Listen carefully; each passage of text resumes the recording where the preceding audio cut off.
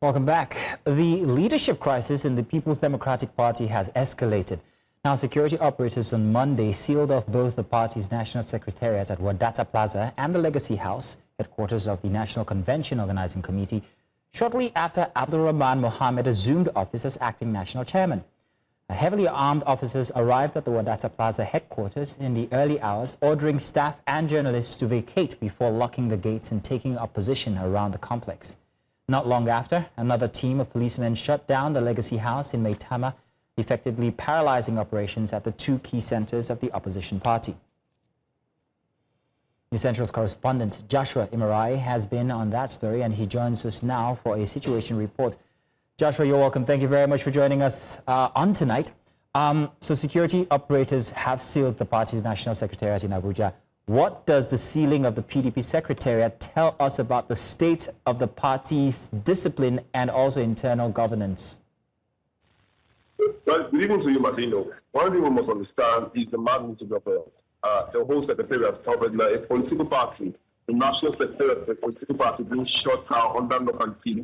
It shows that the entire activities, the business of the day, the operations of the political party is brought under a halt. Everything is on a halt now.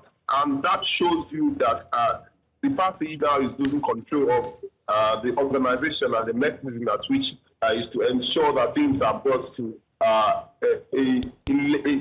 place of legality. But if we should look at it now, we understand that that place is the National Secretariat of the party, and everything is brought to a halt. And it shows that it exhausted the internal mechanisms to ensure that such conflicts is brought to a halt. And it also shows that there seems to be that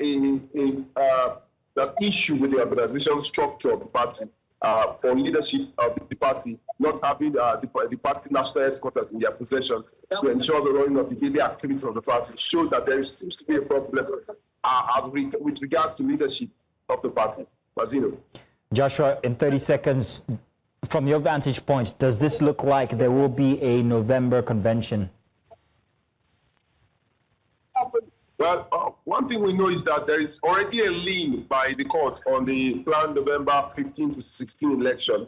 Of course, there is a court order barring all parties from engaging in the planned convention. The only way out of that is if the party by itself can resolve all the issues, actually be there in the party, but talking about the internal conflict, talking about the suspension flying around from opposition, from factional figures as well as factional parties in the same party. Only when they bring that to a stop, only then can they move ahead with the planned national convention slated for November 15 and 16.